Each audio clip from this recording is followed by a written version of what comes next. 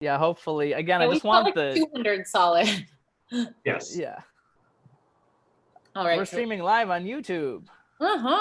Yeah, we are. I wish we could somehow. I don't know how to make it like featured. How to get this video featured on YouTube? No, I mean like. Okay. Yes. Yeah. So I want to be able to. So we're going to be about. Hi everyone! Thanks for tuning into episode 2 and joining us on TalkBack. There's about a 20-second delay in between when we're talking and what you see because we're like streaming a Zoom thing. So we're just gonna try to figure out. Okay, I can see the comments here now. Okay, great. So we're gonna watch your comments and. Let's give people some time to join too. Yeah. So do you guys want to talk about your late night? Yes. Let's go around and introduce everyone first. That's a good idea. Have some okay. That's Grillium over your shoulder. That's his real name. Hi, Grillium. Hi. He doesn't have a last name. It's sort of his musician name. I thought Grill was his first name and Ian was his last. Oh, that's Liam. Yeah. Liam. Liam. Yeah. Grillium. Yeah. Actually, Liam and Grill, and we just like somehow. Thanks, Sophia. His middle name is also Grill. It's Grillium. That's right. Grillium. Angela, did you post that we're doing this anywhere? Not really. Do you want to share the link around? Yeah. These are our true fans here. Yeah. Yeah, right. Guys, okay, so here I'll quick share it. This is watch everyone try to have a technology. Don't say anything that matters yet. Let's invite some people. Okay. Give us 3 minutes to get people into in my sleep-deprived state. I'm totally on board with not saying anything that matters. Okay, good. Yeah.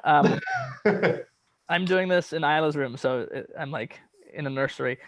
I can't find the link to the video. This is fascinating for people to watch. I can't find the link to this particular video right now. Okay, I will text Could you just text it to me? Yeah. I thought you were saying it's a comment somebody was leaving in the chat right now. Like you're on the video. Yuri and I just went live on Instagram and talked about nothing and tried to figure out the technology. Kind of a nightmare for everyone. In the beginning of the episode stream, I was just making fun of Angela's technology and all the things she owns and how old her computer is. You got a real bright hotspot on you. Can you fix that? I know. I'll fix it in a second. Well, that's Justin Morrison. He's our DP. Hi, guys. And you can check out his BTS video of how we shot that last crazy section. Mark, why didn't you like that video? I couldn't actually see why you didn't. So I was just being a goofball beforehand. Oh, beforehand. Got it. Yeah, I was like, please edit me down. I think I did actually. If you saw the earlier one, you did wonderful. Yeah, I did, right? I realized because there were like 3 false takes before the real one started, so I was like, I'm gonna delete that and put a guys. real one. We have a nonsense question to keep while we wait, which is, what are your favorite colors and favorite animals? Ooh. That's a good one. Puppy. Dog. And really think about it. Dog. Dog? I mean, out of dogs and cats, I What are guess. you, dog? No. Those like flying monkeys? Not from Wizard of Oz. Spider monkey. Not the Wizard of Oz monkeys. I hear the bad pets though, so never mind. I'm so tired.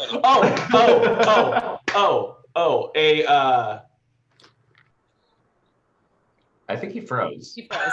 Yeah. My brain did. Yes. Yeah. No, my favorite animal is a horse bird. Hi, everyone. Horse bird, yes. These 2 were up till what time? I think I got to bed around 5:30. Yeah. I got to bed just as Yuri was waking up. That's when I was waking up too. We did do a of the guard. Yep. Worked out pretty well. Yeah, I was definitely losing it by the end there. Justin and I were having some interesting conversations. So yeah, that was good. For the watching, why does it take so long? Oh man. In this particular case, we just had, a ton of footage, but it was also just like the mixed media and then having to do the color correction all the way up until the end. And also, we've been working on a very tight remote. timeline. And everything's remote. Yeah. Right, sending footage back and forth, all that stuff. So me putting the edit together, sending like basically everything to Justin, who then does all the color correction, and him sending it back to me so that I can put it back in, mix everything in, upload it. It's a whole freaking process. And everybody sends in different video footage, so it's all everything has to be converted to the same file to help it render faster. Yeah.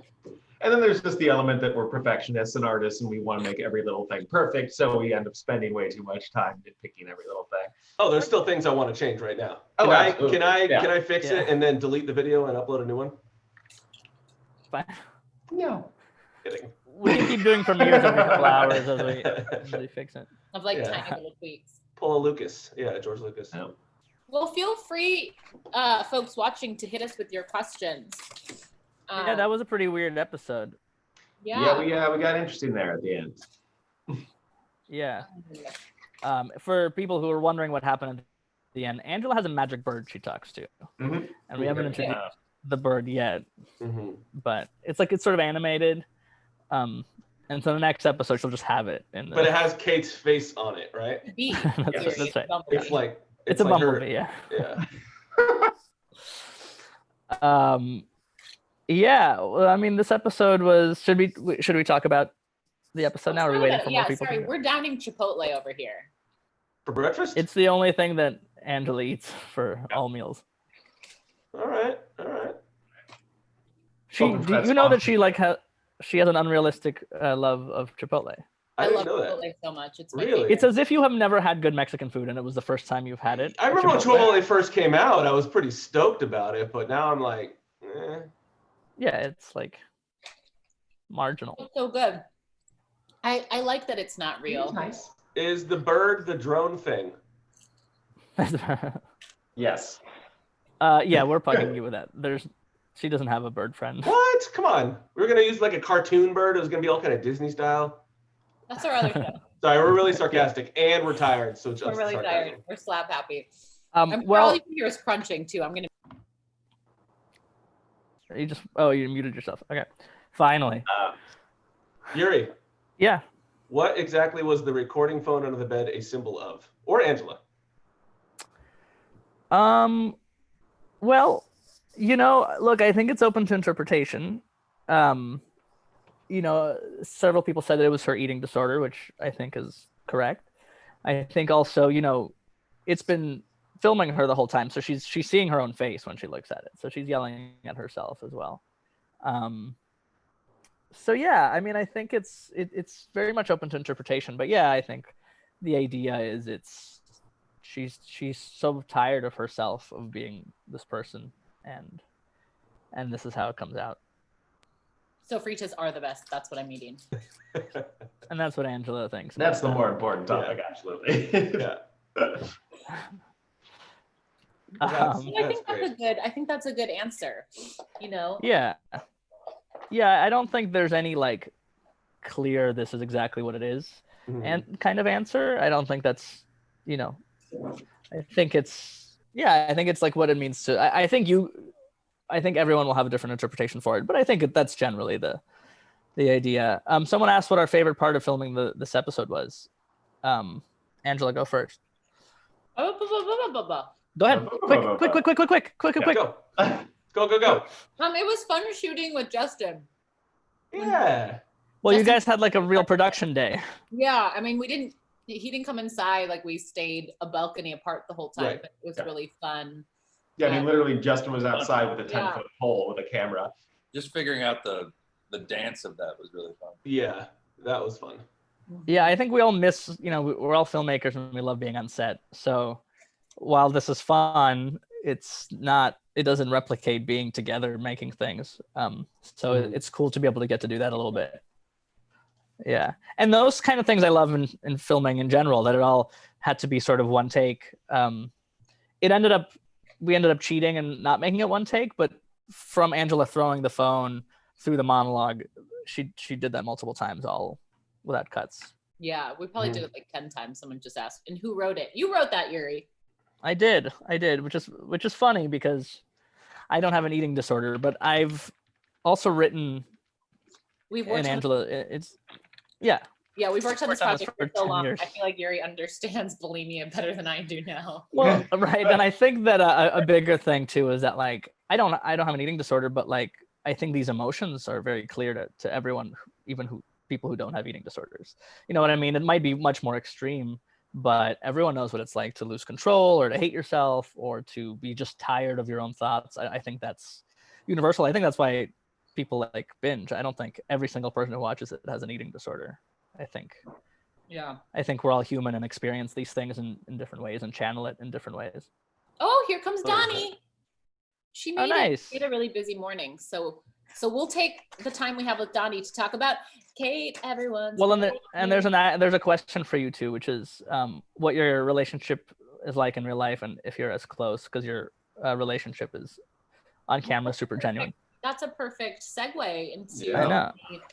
There she Hi, Donnie. Hey. Hi guys. Hey, I'm just Donnie. coming in really quick. I'm so sorry. Well, there's a question for you, so you have to answer it real fast. Okay, yeah, tell me. The question was what your relationship is like with Angela, if you guys are actually this close, because it seems so genuine.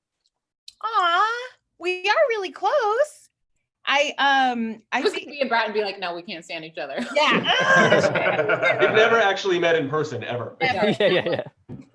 No, Angela and I pretty much since the first moment we met, we were like fairly quick. And I don't normally like, it takes a while for me to like warm up to someone.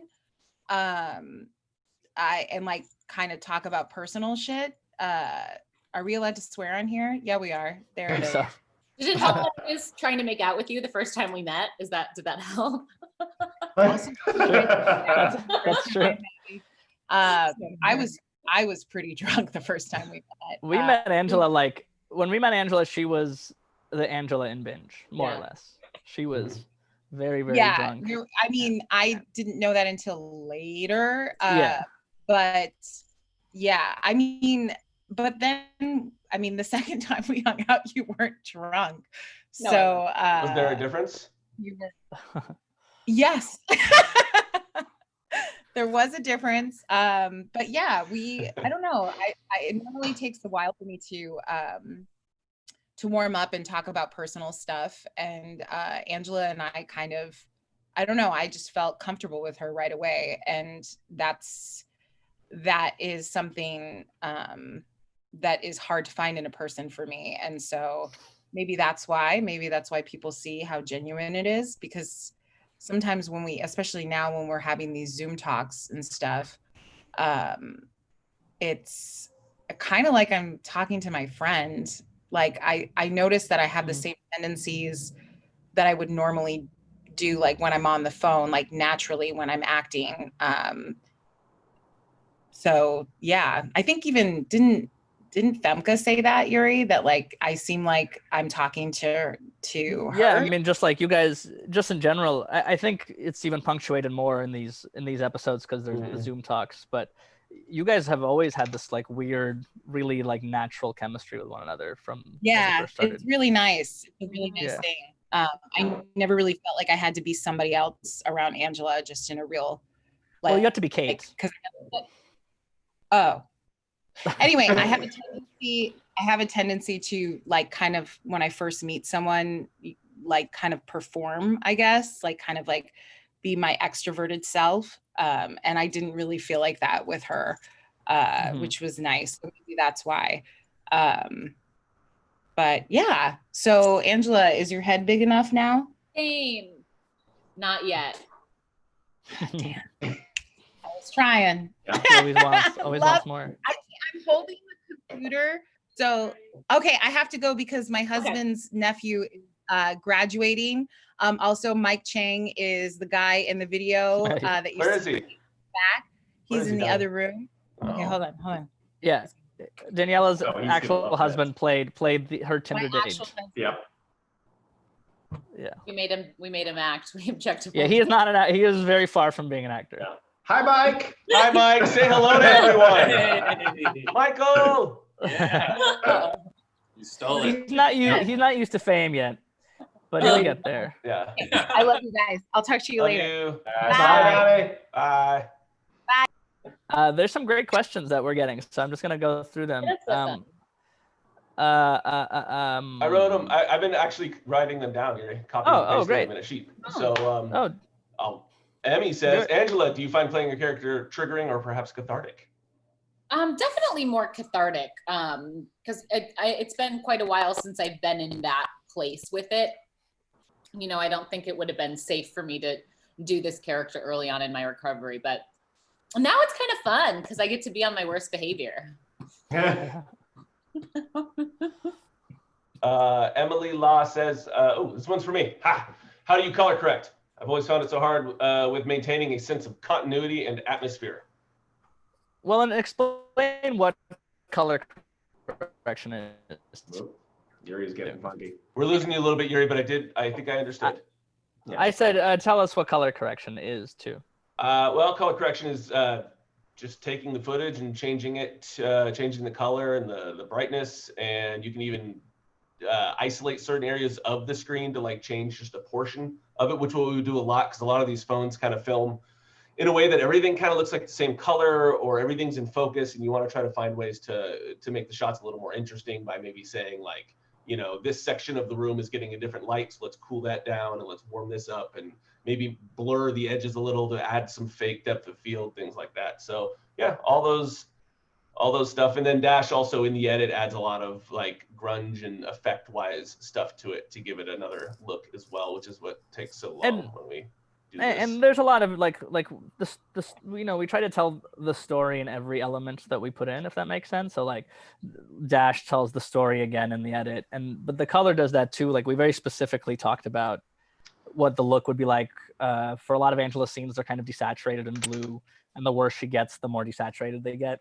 And the only time we break that is at the end when it becomes so intense that it goes the opposite way. It's very like the only colors that we have there are orange and blues, and it's like very intense and vibrant and kind of unrealistic. It looks like it's reality. Yeah, I mean, there's the like color correction element in just leveling out and maintaining a consistency in color so that everything kind of looks the same. And then there's like the storytelling element where like in this episode especially, we leaned like very heavily into it in the end where it's just like her whole world is falling apart. So we wanted this like specific look of just like vibrant, intense colors, but also sort of desaturated. And then like all of the effects work we did, like that ending was so fascinating to see come together as we tried to figure out like how we make this like surreal floating phone moment work. And when we started kind of like playing with those glitches and adding in just like those little flashes of like almost like the phone is just like showing her the worst parts of like these like parts of her life.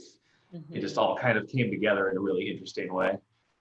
And also, we actually go ahead. Sorry. I was gonna say, keeping with continuity, we tried. You know, you gotta always see like what's behind you and where you're going forward to make sure that things are matching.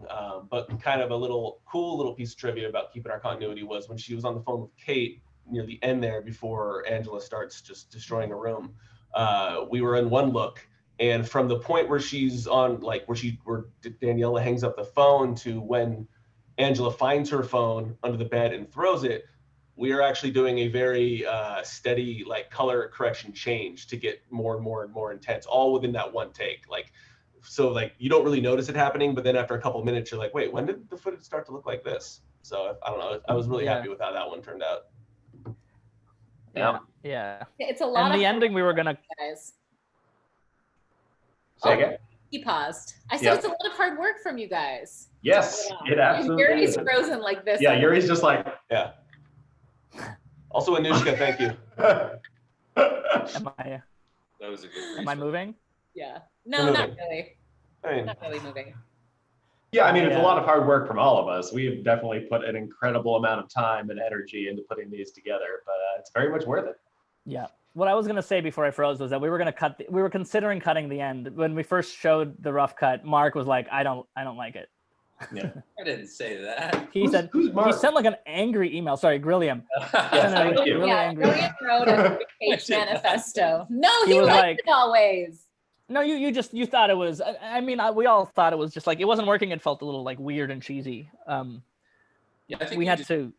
Yeah, the more you, I mean, all that work you were talking about doing. I mean, it's just every single little bit made it like even more like it was like. So by the time we watched the final or the second to last edit, I was like, this is great. This is awesome. You're like 20th version. Little things like changing the order of the scenes changed between the first and second cuts. A lot of the scenes got trimmed down and it became kind of a totally different piece that was way stronger. I'm gonna shut our front door because it's loud outside. Shut the front door. Okay, Justin, what's your next question? Next Not question. yours, but The next question I have is are you writing them like on a wall across your room? Yeah, I have a marker and a white. No, I just copy and paste them as they come in. Got it. Go away. Kate C asks, is the person who I don't know if this is a dig. Is the person who plays Grill an actor too, or was it necessary just because you guys are stuck inside and needed an accessible person? It's fine. No, he's an actor. No, he is, and he's a great actor. He's a master of acting. Oh, wow. And he owns and operates an acting coaching school here in Los Angeles, and he coaches some of your favorite actors on the real television screen. As opposed to this fake on the Mark screen. Studios. Book him for your next audition whenever the world starts back up again in 20 years. Yeah, we knew that he was an actor, but I had never seen him act before, so we just had to. And then we weren't like, we'll give him a few lines and see how he does. We were just like, here's a bunch of scenes. Hopefully you're good. So we got lucky that Mark was a great actor. Sorry, so the answer to your question is both.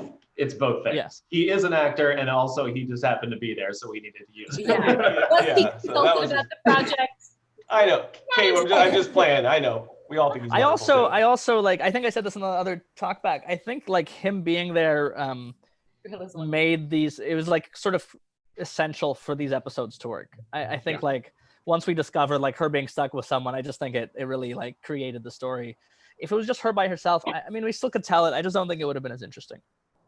Y'all have done like a great job though in general, because I mean we've watched some other, I don't know, quarantine content where it's just kind of a static frame, and like y'all do such a great job of creating conflict and drama just by, I mean, there's so many elements that I can't like pick out one, but like just the framing is one of the things for me. Like you story tell so well in that, and like I know just watching Angela like talk to y'all, like setting up shots, and then like so much communication back and forth. It's really impressive to see. Thanks. It's like y'all have worked together before. So yeah, once or twice. A couple times.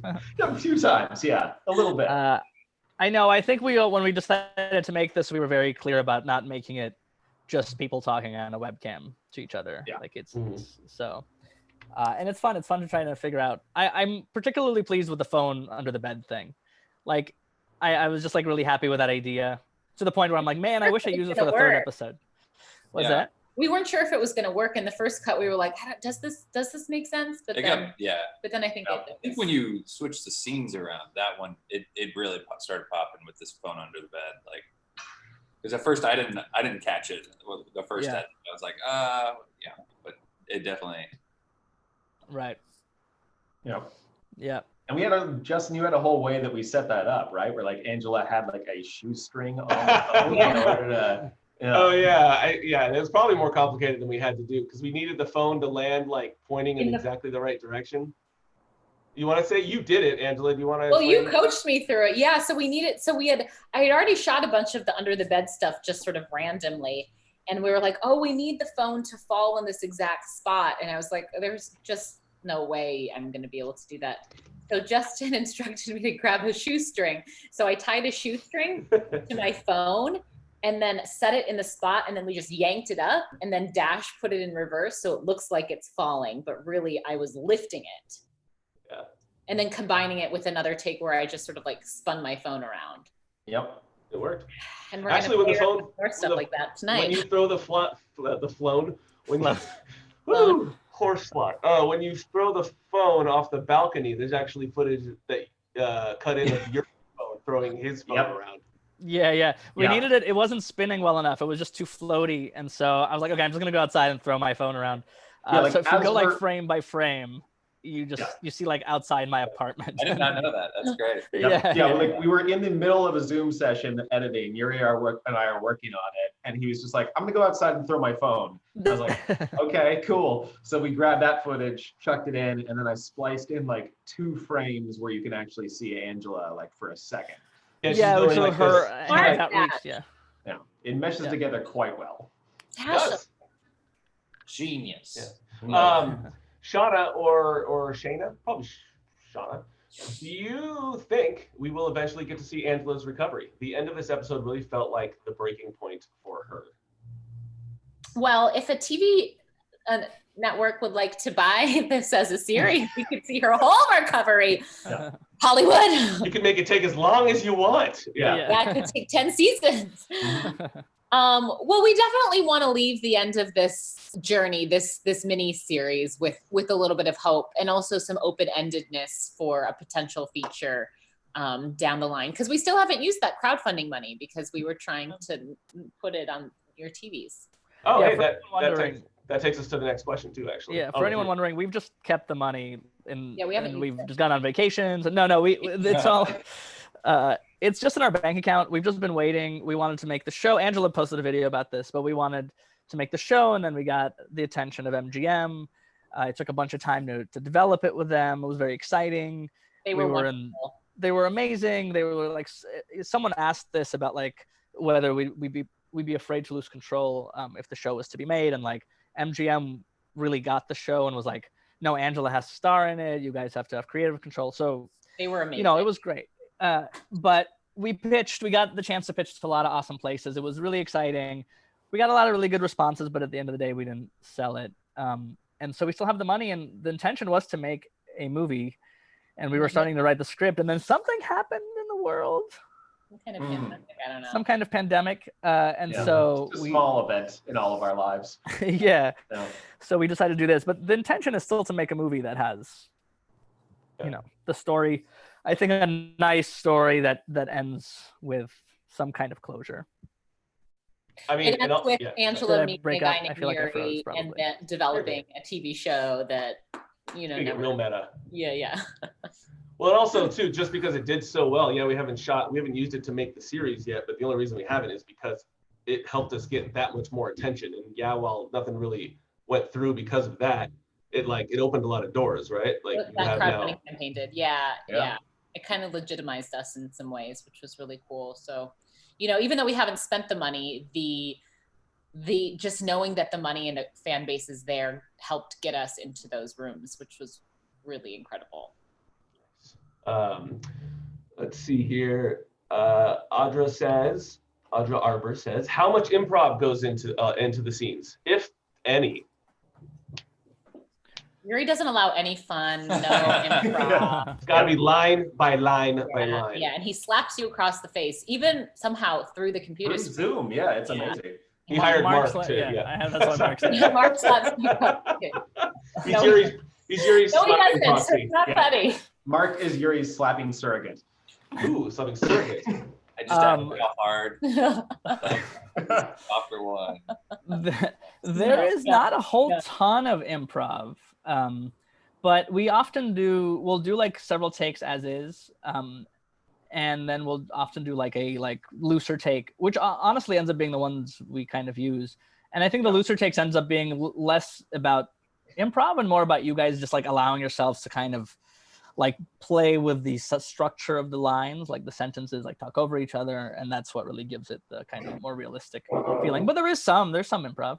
I mean, that's like one of my favorite moments of the first episode is during the Zoom conversation between the three of you, when you, Donnie and Angela, all kind of went off the rails a little bit. And it was this moment where it was like you all almost broke, but kept in character enough that it just felt like really real. Was that when Daniela just started laughing? Yeah. When she calls Angela stupid. And I love, because that's her. Even, Stephanie looked at me. She's like, is she breaking? I'm like, I don't know, but it fits the scene. And it fit the tone of that episode and that moment so perfectly, because it was like you were all losing it a little bit in that. Right. The tension of the scene, and it was just it was such a great little moment of just great editing on that scene, Dash. For real. Mark has one of my favorite improvs in this episode with the cabinet line. Yes. How would you? Yeah. How big is that cabinet or something? How big that wasn't written. I think. Did Ryan improvise? I'm sure he improvised a little. Improvised after the I leave, he improvised. Well, yeah, all that stuff. Yeah. Yeah. He's so great. There was also only He's an 3 months. He's an That's like, improviser. Yeah, Ryan's amazing. There's also the mustache jokes weren't improvised. There was 3 or 4 that were written, but when they were doing the recording, they were also on Zoom with me, and I would just like write Angela different lines that we came up with. So we got some of those. Yeah. I hadn't seen this. Just talking about the mustache jokes at the very end, the way you did the mustache jokes, like did the first one, and then you put the credits up, and so it was like a nice thing to just hear them and then get one more at the end. Yeah. I feel like this show is it always has to be like, we're really serious, like we're gonna make you cry, and now we're gonna do like a really silly, like edgy, like a joke, and then so it's just a roller coaster, just whipping you around. I just think there's like this tension that the show builds naturally, and it's like tense, and like you need a release, and we choose laughter as the release rather than tears. I'm sure some people cried, but I think it always is. Yeah, I mean, we shot those mustache jokes at the very, very end. It was an idea that we had later. It wasn't in the script, and it felt necessary after that ending. It was like we were like, we can't leave them like this. But I also think you did it so serious to start with. Yeah. I love kudos to Angela as well, because it was like, I even knew it was coming because I saw her do it, and I was like, oh yes, she looks like she's about to cry. Yeah, I mean, I think we are gifted with amazing actors. Like Angela will go, I'm gonna go shoot the scene, like this incredibly emotional monologue, and then like 20 minutes, she's like, I uploaded 4 takes, and they're all amazing, and it's and so you gotta do what you gotta do. Yeah, I'm gonna give you credit, Angela, for real. Like color correcting, I'll be on a freeze frame having to color correct it, and every frame usually I'll stop you on. It's usually with other footage, it's like you catch someone and they're just like mid blink. But every time I freezed on you, you'd be like, yep. Like a big expression. Yeah. You'd be overacting. I act with a capital A. That's how I A. Yeah, exactly. So everyone has their own method, but I tried to. It started as a compliment, but I just insulted you. I'm sorry. Ended as an insult. But I think, and I think everyone in the show. I'm not counting myself because I'm whatever, but the ability to go between. Someone commented on the live stream about how they loved your deadpan. Yeah, it's my only trick. It's the only thing. Angela acts with a capital A, and Yuri just is kind of like, this is me. Yeah, I'm sarcastic. I don't know where the caps are. He acts at 8-point font. That's right. Yeah. With a broken key on the keyboard. Yeah, with the broken I key. I have a broken I key, and when I type to everyone, I have to replace the I with a 1, and everyone hates it. Or he sometimes writes the word EYE for I. I can't. You have to have fun with it, It makes me so mad. But what I was gonna say too is like the ability from you guys to go from comedy to drama and be able to do both extremely well is like we're just lucky. This show wouldn't have worked if you guys were just okay. Like you guys are really, really talented actors. That's it. That's the only nice thing I'll say. I acted in this week. Voice acting. Everybody in here acted in the episode. Yes. Actually, we were all in this episode. Yeah. Dashiell was the voice of the EDD person. Mm-hmm. Justin was the landlord, and actually my wife was the person that picks up, and then the battery dies. Yeah. She would have helped. Oh, shit. Would have helped. Yeah. Yep. I know. Yeah. She sounded very helpful. So sincere and helpful. Yeah. Early on, Dashiell was doing all the voice, and I was like, "This is great. He's really." I appreciated that she used other people eventually, but I was like, "Keep going, man." Follow the characters. Well, thank you, dude. Yeah, that was my note. I was like, "These voices are great, but they are kind of all the same." Yeah. Just similar. That was my joke to Yuri, is that for some reason in the Binge universe, everything on the phone is always just played by me. Automated voice. Angela's mom, like everyone. Yeah. Like if Angela left a voicemail for Kate, it would be played by me. Yeah. People's voices sound different when they hear them. Exactly. They sound like Dashiell. Yeah. Yes. That's right. They do. Yeah. That's a fact. All right. Okay, Justin, what's next? Emily Law. This is a serious one. All right, you guys ready? This is here we go. I find it hard to remove myself from the stuff that I write. My playwright professors grade it really well, but I still cringe at it. Do you have any tips for seeing your art, seeing your art objectively? Oh. For seeing your art objectively. That is a great question. Yeah. Yeah. I think it's Who hard. wants to go first? Dewey's grumbling. Angela, Dewey's like, I feel like you are putting so much of yourself into Binge. I feel like you should. Yeah. Yeah, I think like it helps to have collaborators who you trust. Because I was like, why don't you guys cut that whole end part and just, I'm talking too much. Let's just cut it. And Yuri was like, you don't get to have an opinion about yourself. So I think that helps sometimes.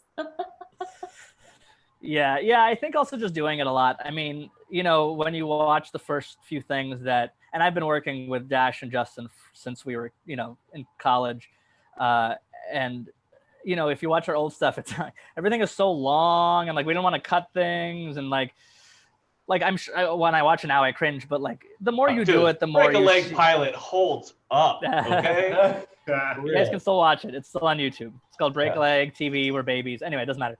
But I think just doing it a ton. It's just like you start being, you know, when you, if anyone plays guitar, it first like is really painful on your fingertips because it's like hard to hold down chords. And then the more you do it, then you get these calluses on your fingers, and it makes it much easier. And I think it's the same, you know, basic idea. It's not the calluses, man. It's getting my hand to like stay in that position. It's like cramping. You just don't have any feelings left. Yeah. Once you kill what you feel inside of yourself, everything becomes really, really simple. No, but you just sort of develop, like you just kind of like, you can look at it objectively and go, okay, I think I failed, and that's okay. And here's how you could fix it, and here's, you know, we've made a lot of things. So, Yuri, though, how do you get yourself to like not like for your voice to not sound like you though? Like if you're writing different characters, how do you make them all like not sound like Yuri or not sound like Angela? Have I achieved that? So that's, you're saying that's something that you really just should not fight as much or be upset about because it's your voice. I think the actors bring a ton, right? And I think allowing, you know, I write direct, so it's like I have some control of that, but allowing the actors to change things to match their voice. Like Ryan, now I write for Ryan, but I think Ryan being Frodo, I think he created Frodo, and then I realized how to write him. Right, like he created that like that feeling that he has. We didn't write him like that originally. Like that manic sort of. That manic intensity that he has. Yeah. Really awkward. Yeah. So yeah, I think it's a collaboration between the actors and the writer. At the end of the day, you're gonna write yourself as much as you. I think now I just like I give myself the roles that sound like me, you know, and try to write like others. It's experience too, and all that stuff. And I have noticed that what you said about actors bring a lot to the table. There's a short film that I'm still working on, and I'm like, oh, I want it to be perfect before I release it. And our good friend Hugo told me, he's like, dude, just shoot it because you have no idea what the actors are going to bring to it. Like, if you're not like, if you think that it's missing something, like let an actor read it and give it their spin, and you'll be like, holy crap, I never thought to do it that way. 100%. So I think it's really important to know that. I think that's why when you watch like a TV show, I feel like the first few episodes are like okay, but then if you watch the first few episodes and like 2 seasons in, it's so different. And I think a lot of that is the actors informing the writer on what the character's like. Definitely. So yeah. Nice. A Shook asks, very talented actors. Okay, it's not a question. I just wanted to say that. Great question. Let's see here. If a studio was to become interested in helping to produce, would you have to relinquish some creative control? Probably a little bit.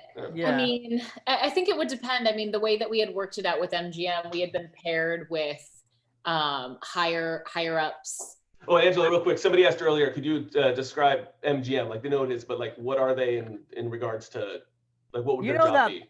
You know that lion in the end of some credits, like that's MGM. They're one of the oldest studios in Hollywood. Yeah. Okay, cool. And now you can keep going. Sorry, somebody had asked that. I wanted to just... Yeah. So we were paired with women who really understood the tone of the show, and we like developed the whole season with them. So I guess technically, yes, we were relinquishing some power to those folks, but they were so in line with what we wanted and really sort of defaulted to our instincts that it didn't feel like that. I'm sure if we had gotten picked up by a network, then yes, that would definitely happen. And probably they'd have crew that like, you know, as much as we'd all want to, you know, I'd want to shoot and Dash would want to edit, there'd probably be some pushback there on. Maybe, yeah, probably a little bit. I think it depends on the network, right? Like probably the more expensive, the less control. But there are some networks who are doing things where they're very, very creator driven. So, you know, it's changing with all these new streaming platforms. It really depends on who theoretically buys it and how they, you know. I think we're also very like, there's some projects that you're like, I'm open to changing whatever, and there's other projects that, you know, the big changes are deal breakers, and I think this one is like, we're not gonna, like, there's a certain amount of truth we have to tell, and we're not gonna like allow it to be very much a conversation we all had, is how much creative control are we willing to relinquish? And like for this is such an important story to tell that honestly, that, you know, we're willing to make some sacrifices if it meant being able to tell the story to a bigger audience, but we're only willing to go so far with it. Well, and as an example, someone wanted to pay us to make a podcast, like a scripted radio play essentially of Binge, and we were seriously considering it, but their terms were really not, you know, they essentially were like, and if it gets picked up to television, you guys might not write on it. Like, we can't promise that you would be writers on it. And we're like, well, who's going to tell Angela's story? Like, it just didn't make any sense. And we kept pushing back, and then they said no. And we're like, okay, then we're not, that's just a crazy thing to ask. Yeah. So I think as a creator, you have to find that line for yourself, like where that no line is. It's a hard one to find because, you know, we've made all of what we've made together for free, and it takes a lot of time and a lot of energy, and we all have to support ourselves. So the idea of getting some compensation for it becomes very attractive. Yep. Yes, definitely. Okay, I think there's one more question unless I missed any, but Winter ASMR asks, question for you all. Have you ever worked on a higher budget project? And if you got the funding for a proper movie, what would you change about your process, both with filming and post-production? Yeah, we did a show called Dan is Dead, which was like around $1 million budget. That's how we know Drake Bell, and Angela is actually one of the stars in it. Yep. And you can't watch it anywhere. Yeah. We're so proud of it. And, it's a great show. We should just. Where can they watch it, Yuri? Where can they watch it? If you go into the Disney building and just knock on the door, it's maybe in their basement. Essentially, Disney, a company that Disney owned, paid for it, and then Disney closed it, and then now it just lives in their closet. It's a full season. It's a full season. We may still, you know, we're trying desperately. It's been like 2 years. We're still trying to get it released, but and then we did another series called Leap Year. So we haven't done like crazy big budget things, but we've done sort of in that like indie level, and it's awesome. We'd get to like pay people. We'd get to like be able to add production value for locations that we don't have to leave after 3 hours. You know, it would make the shooting process a lot more sustainable as human beings who like have families. It buys you time. You know, because when instead of it being Justin and Gray, who's another a guy who helps us a lot when we were shooting in person, it's not like 2 people running around desperately trying to light a scene. It's like, you know, 15, 20 people. At the end of the night, the actors and like the director and the DP get to go home because they've been working for so long, while there's a crew that cleans it. You know, there's just little things that make you be able to focus on your position instead of doing 60 other things, which is exactly like Angela's like buying food for people on set while then running into the scene, and it detracts. Like, it's hard to be an actor and a producer and you know. So it's really that it just frees you up to do. Yeah, like I don't think it would really change our creative process that much. Like, I think we would all work together in a very similar capacity. It's more just like it would allow us the time and energy to focus, and like the crew and resources to like up the production value. Right. Exactly. Yeah, it would just sort of increase the overall quality and allow us to produce more, basically. And we'd more flying phones. We'd upgrade it. Yeah. Angela, were you in an episode of Glee? I was. I didn't have any lines. You were also in an episode of Glow, weren't you? I was in an episode of Glow. I did have lines. Glee and Glow. Glee and Glow. I only do shows with only G's. B's and G's. Yeah. Yeah. Let's see here. Anything else? Oh, what does HLG stand for? Do we want to take guesses before we say it? But then she said she answered it. Oh, she did? Or yeah. No. It stands. Yeah. Doesn't she Oh, say? she says it was answered before, but she can't find before it. I can find. Oh, but you can't find it. Oh. Hairy little Gummy bear. gummy bear. Yeah. It stands. Although the real answer really doesn't. It's like just as random. Yeah, it really is. Yeah. Actually, before we tell them, what was our name beforehand, Yuri? What was our production company's name? Our production company used to be called Late Again Films, and the problem with that is that we have an issue with tardiness. Some of us more than others. Yeah, it's not like I was up till 5 o'clock in the morning last night getting this episode ready. Yeah. So we were like, maybe this is a little on the nose, and we. And it got we had too many like living up to your name, huh? Yeah, and we're like, this must stop. Yeah. So. And like, I like what we did is we didn't fix the problem of always being late. We just changed the name. That's right. Yeah. Yes. And Amanda, your comment is correct. Yeah, you should have.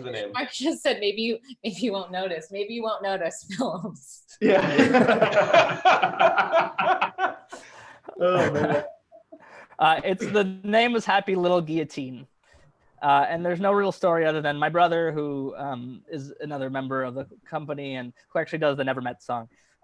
We were just emailing ideas back and forth, and he emailed that one, and we were like, oh, that kind of fit our sentiment, which was sort of this dark comedy style that we did, and that's been our name. And people remember it. It's like different. It's not like Lightning Films or whatever. You know, it has a very particular name. So. I don't know, Yuri. I think honestly we need to officially change it to Hungry Lawn Goblins. Yeah, that's pretty I like Hungry Lawn.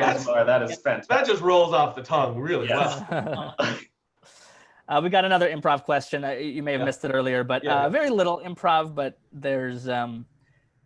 we do takes where people just kind of they can play essentially. And in the pilot, Ryan improv'd an entire scene that was amazing. Yeah. I did not know that was improv when I shot that. I'm going to be honest. Yeah, in the pilot, Ryan, Frodo's call to his sponsor is not in the script. It's not even an idea that we had. He literally showed up and was like, "Hey, I've been reading a lot about this. Can I do this?" And we were like, "Yeah." And it's like one of the best. And it's such amazing. a key. He's an amazing actor. I'm so glad he's not here to hear this. I would hate to give him a compliment. Yeah. I love that scene between you guys so much. It's one of my favorite scenes. It's so good. It was fun, and we only had to shoot it twice. It's not even here to tell the story. Oh, that's so Ryan. I don't know. Is he going to be so mortified? Oh, I think that's okay. Okay. Ryan, I defended you. Let me go on the record. You put him on his list. So yeah, he did Ryan, past mortified. So Ryan, who's very, he's like very willing to do anything for this project. He loves the project. We shot. Yeah, we shot for like 3 or 4 hours, and then that evening he was like, "It's so weird. I can't find any of the videos." He had this crazy thought that it might be like uploading to iCloud and deleting it off. He was like, he had his friend come over to help him, and then. But he had a bunch of photos of the scene. It was weird. That's right. Well, no, that's literally, he was like, he emailed us and he was like, "I can't tell you what happened, but we have to reshoot it." And then while we were reshooting it, we were like, you got to tell us. And what had happened is that he has a lot of photos of himself pressing record. Oh wait, I was joking. That is what happened? That is literally what happened. No, I didn't. Last I heard was I recorded it. They're not on iCloud. I don't know. That's the last hilarious. I heard. I was just making a joke. Photo? He didn't do a video. He didn't do it. He was on photo. I told him not to say this. Oh, this is great. Okay. Oh, now I see why you didn't want to say this, Angela. I thought it was just like a tech problem that like none of us could have charming story about him basically being like, "Hey, can we get those photos? Can we upload those photos to the Binge Instagram?" I told him to keep them. Oh, please. Yeah. But he got a new phone. Okay, well, hopefully. I mean, he can still do the same because we just need that series. Yeah, we should do a recut of that scene where it's just Angela's lines and then photos of Ryan. Of me talking and then just it's the most Frodo thing that I feel like could happen to him. It is so Frodo. Rubicon Runner says, this isn't a question, but it's just, yes, this is not a question, but I am grateful. I guess I said that twice. I'm grateful for you all working so hard to deliver honest yet entertaining content. Thank you. Thank you. I mean, honestly, it's, you guys, like, I don't know that we would have just done this on a whim. I think we were like, this is hard for us. We want to make something. We were going to make a little video. I think we told the story in the last talkback. It was like, let's just make something because our fans are so amazing. And like, we just like, it'd be fun to dip our toes back into the world. Let's make like a one little video. And then Angela was like, what about 3 little videos? Because it feels like there's a lot of story. And we were like, yeah. And then little videos though, right? Little videos. And then the first episode accidentally was like 25 pages. And then, but it was like far from being finished. And this episode's even longer. And the third episode, I was like, don't freak out, but it's 30 pages. Did we shoot a movie? we close. Basically, yeah. By the end of this, it'll be a full movie. Oh, that's kind of cool. Yeah. No, you're right. It's 110 minutes. Damn, we should have it all together. Sundance. Yeah. Well, I do want to cut it together. I don't think it structurally feels like a movie, but I do want to cut it together to see what it feels like. I mean, I think the rules for film, for this type of entertainment in this format, I don't know. I feel like it's kind of different. Like, I know you do want to follow the 3-act structure, but do you feel like things that are shot like this with this type of pacing? No. And honestly, this does follow a 3-act structure in a way. Yeah, that's true. A question to our fans, like, would you guys want us to release all 3 cut together, like at the end of this? I'd be curious. I know we're in a 20-second delay, so. Yeah. Angela, how do you get through scenes that your character is being a complete asshole? Yeah. How do you ever just finish what you have to say? I don't know what you're talking about. Favorite scenes. Delightful. How do you get What's crazy is those are the parts that are improvised. Like, we write her. She's like a really nice character on the page. Yeah, she's nice on the page, and then I just start saying rage. Yeah. How do you feel about it, Anne? I think it's fun. Oh man. It's fun. It's fun to. That's one of the joys of acting is you get to do and say things that you would never do in real life. It's fun too. Yeah. The scene with you and Mark in the dildo room. Never. Angela. What? That scene with you and Mark in the dildo room. In the dildo room, yeah. Yeah, you were definitely a little charged there. Yeah. Yeah, my wife was like, I really love the episode. Angela is particularly intense in this one. I'm like, yeah, she's very mean in this. Well, it's the anger stage. One thing we did, to piggyback off that, it's very loose, but the idea, and Frodo touches on it, is that we're going through these like stages of grief right now in the world as people. It's sort of not the typical grief, but it is still grief, is what some therapists say. So we kind of fashion these episodes on the stages very loosely. So the first one is kind of obviously denial. These two are, this one episode is anger and depression. Mm-hmm. And the next one is bargaining and acceptance. Hopefully, we'll see. So yeah. How did Angela and Yuri meet? Asks Audrey. Do you hear that? That's Dewey grumbling. He's not like me. Yeah. Such a grumble. Not a fan. We met because Angela she acted in a Shakespeare indie film that a friend of mine. I met Justin first. Yeah. Mm-hmm. Yeah. So Justin shot the trailer for like the pitch of that film, and Angela was in it. And I actually I saw the trailer and I was like, she's an amazing actress. I think she'll be famous. And you were wrong about that. Boy. Did you jinx me? Maybe. Yeah. Probably. It's possible. Yeah. We've just been holding you back so you keep working with us. You don't want That's right. And then we met like at a party and we were just like casually friends. And then we cast her a couple of times in some sketches. Was like Hobby Lobby? Stuff? Yeah, was that like first? With Hobby Lobby. Yeah, that was before Binge. I'm gonna link that right now in the comments. It's really fun. It's on our channel. Yeah, we just like. That was definitely before Binge, but that was like the first thing we filmed with you. That's wild. Was it? It might have been. We cast her in a couple of of commercials. This is some weird parallel universe with Kate and Angela. Yeah. You tried to get me in leap year, but my schedule didn't work. Oh, that's right. You were going to be in the second season. That's right. Oh, wow. Huh. She was going to be Lee's role. She was going to be the pants off girl. All right. Pants off? Yeah. Pants off. Pants off girl. Pants off girl? She was gonna, it's like a little joke that I think that's what you were. Maybe you were someone else. I don't actually remember what I offered you. I don't remember either, but I remember I was really mad I couldn't do it. Yeah. And then you did like a few commercials for us. So we would just like hire her as an actress, and then Angela at one point I think you were like dabbling in writing. I don't know, like why did you, I don't remember why you came to me specifically. Well, I was really like fed up with, pun. I just like wasn't getting any work as an actor. I wasn't getting any auditions, and I was really frustrated. And it's like right when like create your own content first sort of became popular. And so I was like, I asked you were gonna like, I was like, will you sit me down and tell me how to write something? Right. Yeah. And you're like, I really like this. Do you want to write it together? And I was like, yes, please, God. Yeah, that's right. I remember we were at the cafe in Venice near my old house. Yeah. Mm-hmm. And Angela told me this crazy story that happened to her. And it was just like the way she told it, it was just very funny. Like you guys see how Angela is now. Like it's a dark, her own life is a dark comedy to her, I think, as well. So it was just like a really interesting point of view that I had never seen before. So I was like, this is very funny. Could I help you with this? And then we outlined it possibly that day even for a pilot. And Angela, who had basically not written at all, went home and just wrote the entire first draft. And it wasn't like, it wasn't great, but it wasn't a draft that you saw, but it was like, I was like, wow, I don't think I've ever written a 35-page script in an evening.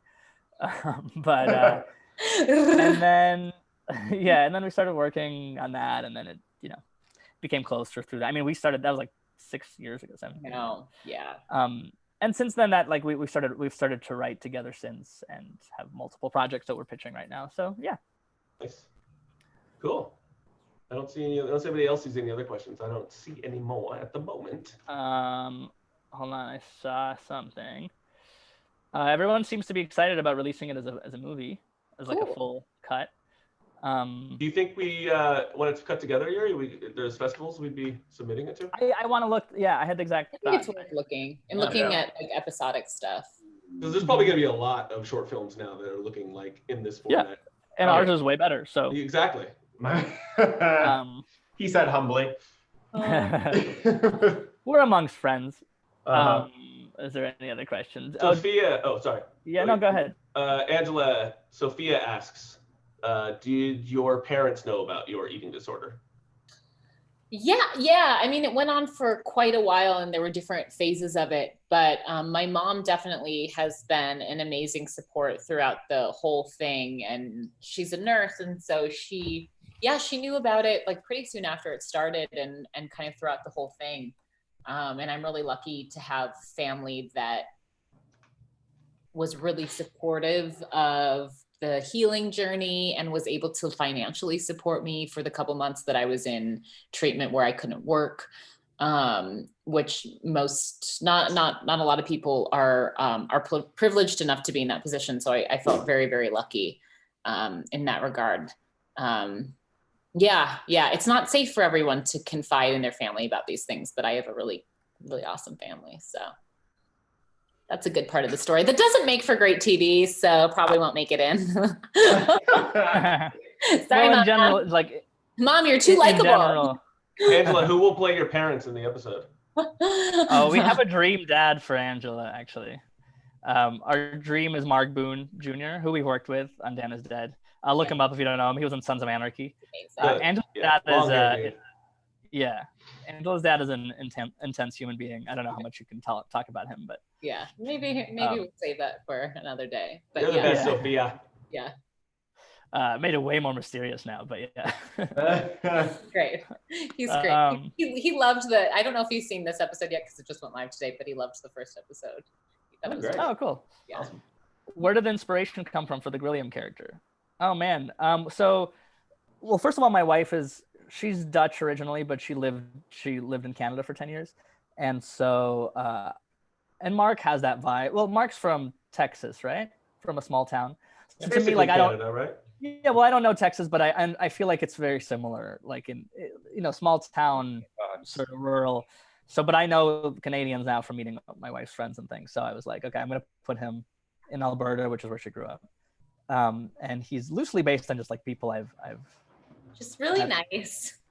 Just like trying death, and also I think the idea was that it's like a person who is not in her circle, who is in a completely different walk of life, who's just like a simpler guy who's just trying to do his best, and he gets put in like captivity essentially with this human being who is psycho. Yeah, who is like no one he's ever met before, who is and I actually saw this article after we had this idea, but like the idea that a one night stand can become a 2-month situation is it's kind of a nightmare. Very funny. It's just Unless with William. And like I think someone asked earlier how we came up with the name. I think it's just much like the original mug. It was like a first draft, like I don't know, and then it's just funny, so we stuck with it. Oh, Yuri, speaking of names, what was the original name of this show? It was originally, Angela, was it your idea? Or was it and I like really dug my heels in and thought it was a good idea. It was called Vomit. Why, Angela? Why would you call it that? And when we were taking pitch meetings for it, very like early on, it went out under the name Vomit. Yeah, and well, but I don't know why people didn't pick it up. But to be fair, the guy who suggested the name change was like, the guy who suggested the name change was at a studio, and he was like, I mean, I had to read a script called Vomit. So, it got people's attention, but he was like, but you should change it. And he actually was like, yeah, exactly. Yeah. He was like, what about Binge? And we were like, oh, that's so much better. Yeah. Thank you for this meeting. Yeah. Thank you. Yeah. We're here to discuss Vomit. You're right. It's not a good name. No, we're aware it's not a good name. No, it was not a good name at all. No. Binge is so much, like, I mean, he really gave us a lot. I don't remember who he was, but. I don't either. They didn't die. It's fine. Will Grilliam be in the 3rd episode? I guess we'll have to wait and see. Yeah. Time will tell. Maybe he's chopping trees somewhere in the Canadian wilderness. Yeah. Is Drake Bell's character ever going to come back to the Binge series? Maybe. We'll have to see what Cashwell is like. He's a real man of mystery. So he sometimes responds to texts, and sometimes he disappears for 3 months and then responds later. So, but we will have some pretty like fun guest stars in the next one. Like no one like insanely famous or anything, but cool, really, really amazing actors. So, I mean, some of them are pretty insanely famous. Yeah. Jonathan Slavin will be back. Yeah. Well, he wasn't in it. He did an interview. A few other of what, Better Off Ted and Dr. Ken fame? Yeah, like a million different shows. Oh yeah, he's in every show. Do you have any advice for representing eating disorders in arts? I feel like the show's really great at feeling real and down to earth while also being entertaining.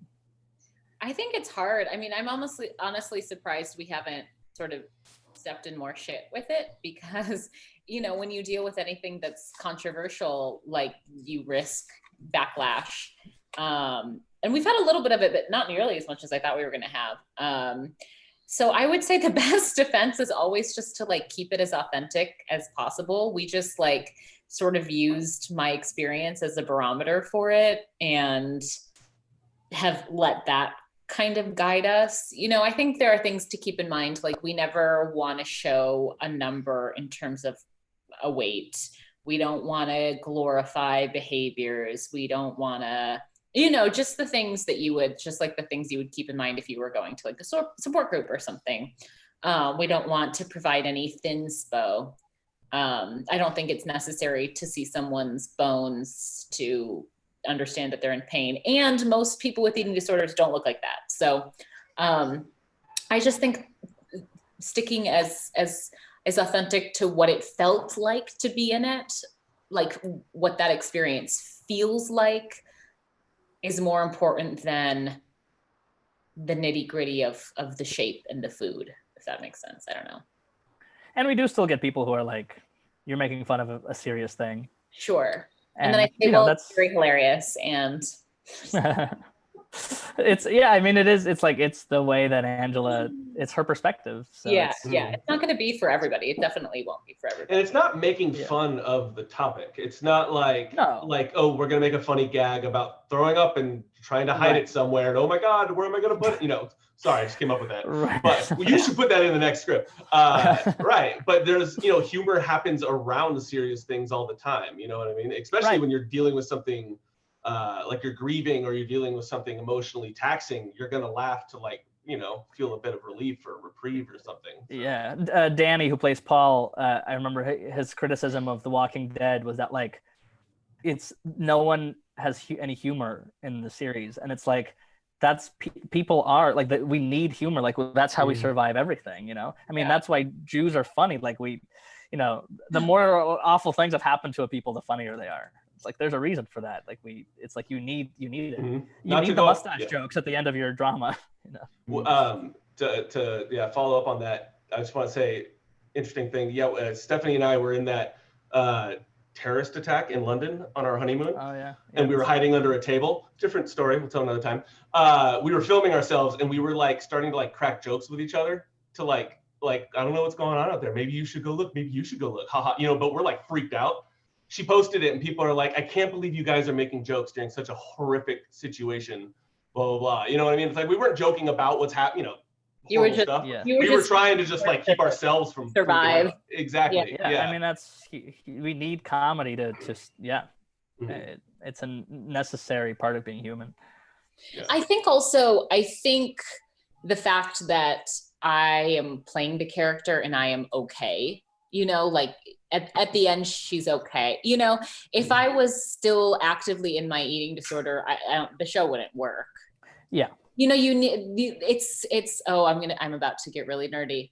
Get ready. It's like when characters use rhyming couplets in Shakespeare. You can go with them in the journey because in the iambic pentameter that they're going to be okay at the end. Is that clear? Is that clear? Is that clear to everyone? I think that was clear to everyone. Yeah.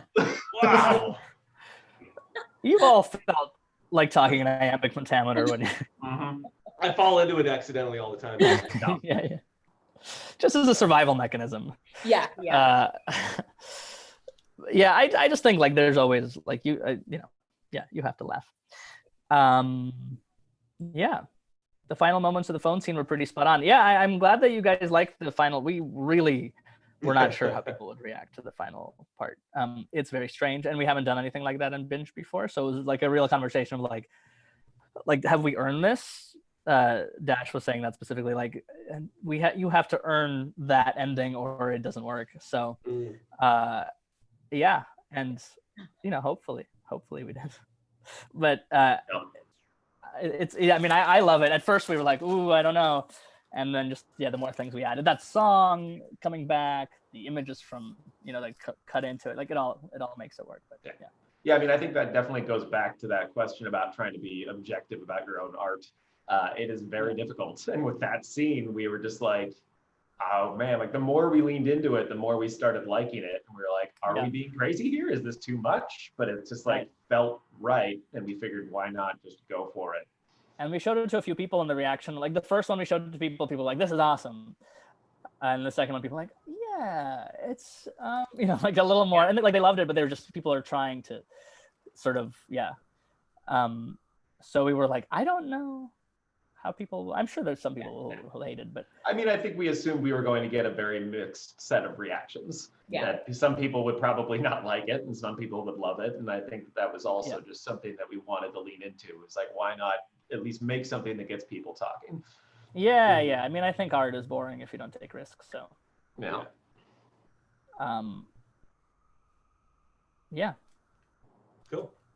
Cool. Well, we've been at this for over an hour, so we should probably I gotta go give lunch. We have to go shoot episode 3.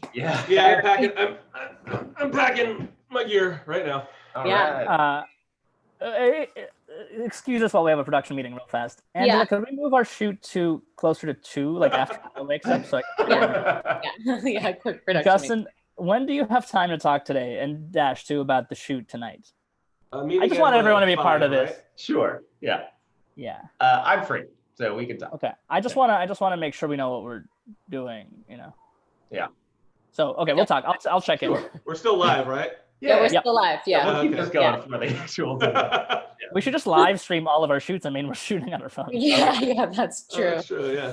All right, All right, Well, guys. Thank you so yeah, much for watching. Thanks, everyone. Glad For you liked it. watching and for all of the support. And again, you know, if you're interested in helping spread the word, so I hate doing this because it feels like I'm telling you what to do. We've got to subscribe, but it really does help. Subscribe. Yeah, like to the if channel. all of you go right now and do one comment on the video, it just helps boost it to make the algorithm get going. And on then, the epistud 2. on the I episode. know you get asked to do that all the time for every video you watch, but Yeah. this one's different.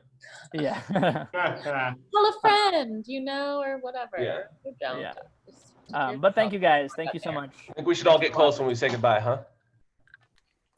Goodbye. Yuri, Dashel, get up there. Oh, we have to pick a mug winner. We'll announce it. Oh, Oh right. yeah, we'll announce the sorry. winner Winner. later today. Yeah. Okay. Bye, guys. Bye. Bye, everyone.